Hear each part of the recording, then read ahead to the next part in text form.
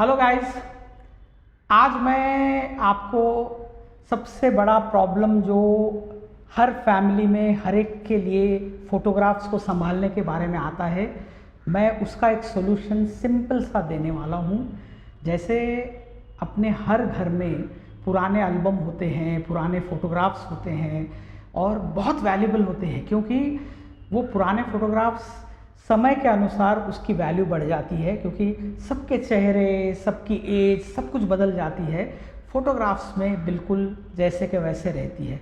तो हमारे बचपन के कुछ फ़ोटोज़ हो सकते हैं, हमारे कई गोल्डन मेमोरीज़ के फ़ोटोज़ हो सकते हैं, लेकिन वो सारे पहले जो सिस्टम था वो सारे फ़ोटोग्राफ्स प्रिंट होकर ही हमारे पास में होते हैं।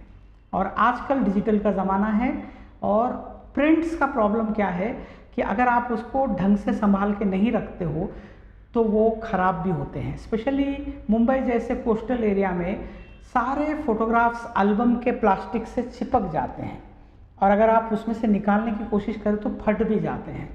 तो ऐसे में आपके जो गोल्डन मेमोरीज़ के फ़ोटोग्राफ्स हैं, इनको प्रिजर्व कैसे किया जाए।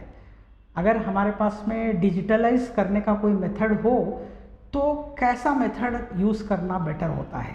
तो आपको आज मैं बहुत सिंपली, जो अपने घर में जो भी अपने यूज़ करने वाले मोबाइल्स हैं, उन मोबाइल से हम हर फोटोग्राफ को प्रिजर्व कर सकते हैं, और वो सारे प्रिजर्व किए हुए फ़ोटोग्राफ्स को आप अपने लैपटॉप में या हार्ड ड्राइव में रख सकते हैं, जो कभी ख़राब नहीं होंगे।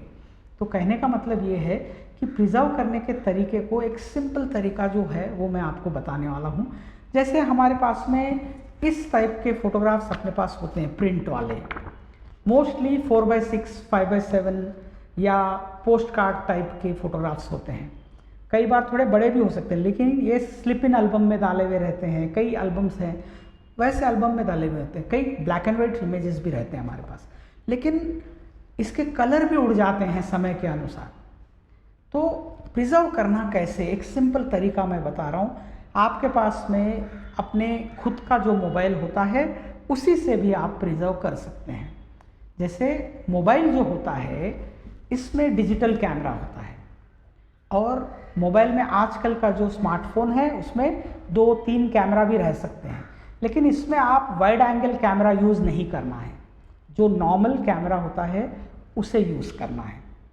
और कई लोग मोबाइल से कैप्चर करने की बात आती है, तो जैसे ये फ़ोटोग्राफ है, इसके मैं फ़ोटो लेकर मैं कैप्चर करना चाहता हूँ, तो गलती क्या करते हैं, इसका फ्लैश ऑन करके रिकॉर्ड करते हैं। और मोस्टली हमारे पुराने पिक्चर्स जो होते हैं वो ग्लॉसी होते हैं।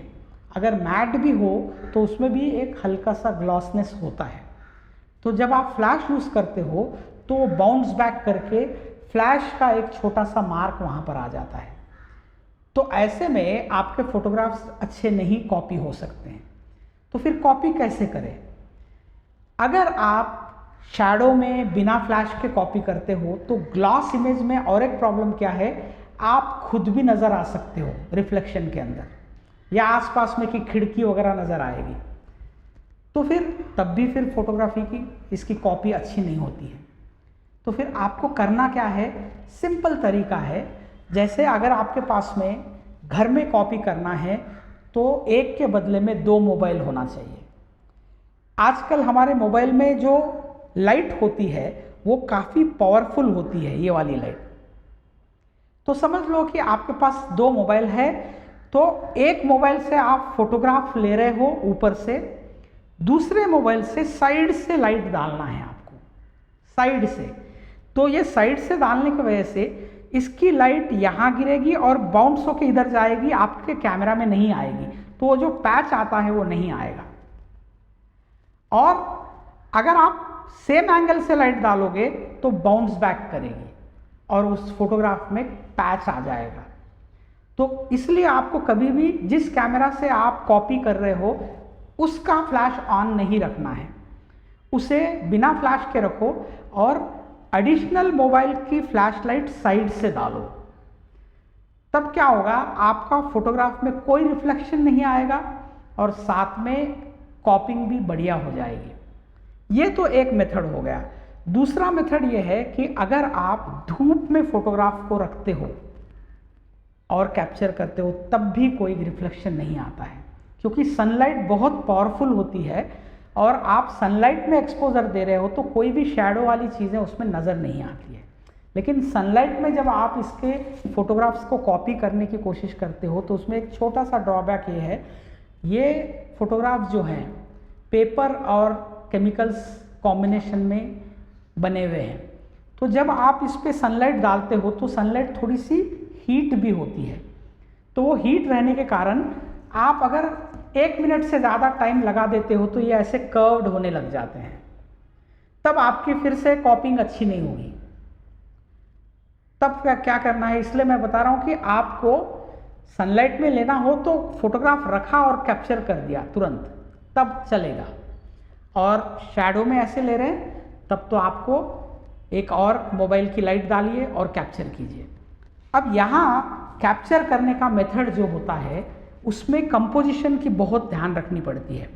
कई बार क्या होता है, आप कैप्चर कर रहे हो एक एंगल से, पर्टिकुलर एंगल से, तो एग्जैक्ट सेंटर में रखिए कैमरा को। मतलब ये मोबाइल में चारों दीवार सही दिखना चाहिए, मतलब चारों कॉर्नर्स जैसे एजेस। अगर आप इधर से लेंगे तो एक एज छोटा एक बड़ा हो जाएगा। देखो राइट साइड में एज टू एज है, बात दूसरी तरफ कम ज़्यादा है। आप इधर से लेंगे तो रिवर्ट हो जाएगा। अगर आप एग्जैक्ट ऊपर से लोगे तभी प्रॉपर कॉपिंग होती है। अगर गलती से आपने वाइड एंगल कैमरा लगा दिया तो वाइड एंगल कैमरा का प्रॉब्लम क्या आ जाता है, इमेज बहुत वाइड रहने की वजह से आपका फोटोग्राफ उतना अच्छा नहीं आता है। जैसे आपने मोबाइल में आजकल क्लोजअप के कैमरा भी होते हैं और वाइड एंगल के भी होते हैं। अभी ये वाइड एंगल देखिए, तो वाइड एंगल में क्या होता है, कर्व होता है। ये देखो इमेज में कैसे कर्व आ रहा है, तो ये कर्व के कारण भी कॉपिंग अच्छी नहीं होती। तो इसलिए वाइड एंगल में नहीं करना है आपको। वाइड एंगल में ना करते हुए जो 1:1 वाला रेशो का कैमरा है अपने पास, जो पोर्ट्रेट का कैमरा होता है, उसी से आपको कैप्चर करना है, जिससे ये कॉपिंग बहुत अच्छी हो जाएगी। और ये कॉपिंग करने के बाद में इन इमेजेस को संभाल के रख सकते हो। लेकिन कॉपिंग में ध्यान रखने की चीज़ें क्या है, मोबाइल में हाईएस्ट क्वालिटी जो होती है उस पर कैप्चर कीजिए, लो क्वालिटी पे कैप्चर मत कीजिए, क्योंकि कॉपिंग कर रहे हैं तो ओरिजिनल पिक्चर से उसकी क्वालिटी थोड़ी कम ही रहती है। लेकिन जब आप उसकी हाई क्वालिटी मोबाइल की रखते हो तो बहुत अच्छे से शूट हो जाता है। तो मोबाइल में आपके पास में जो भी हाईएस्ट मेगापिक्सल है उस पर आप कैप्चर कीजिए। कई मोबाइल तो 50 मेगापिक्सल के भी रहते हैं, लेकिन उतनी हाई क्वालिटी का आप कैप्चर कर रहे हो तो उसका बेनिफिट क्या हो जाता है कि जो कॉपिंग करी हुई फोटोज़ है उसको आप एनलार्ज भी कर सकते हो। तो ये बेनिफिट्स आपको मिलते हैं। होप ये आपको समझ में आया होगा। दूसरी बातें ध्यान रखने की जो है, वाइट लाइट में ही कैप्चर कीजिए। वाइट लाइट क्यों बता रहा हूँ, क्योंकि आप अगर कोई भी दूसरी येलो लाइट वगैरह यूज़ करते हैं तो फोटोज़ के कलर उतने अच्छे नहीं आते हैं। सनलाइट वाइट होती है, आपके मोबाइल की लाइट भी वाइट होती है, लेकिन एडिशनल मोबाइल लगा के कैप्चर करने की बात कर रहा हूँ मैं। होप ये वीडियो आपको बहुत पसंद आया होगा।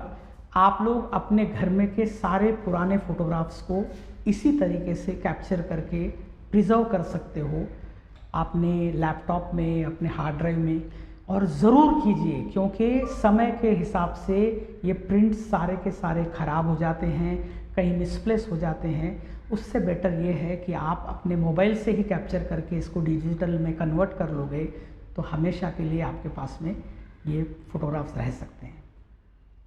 Thank you very much.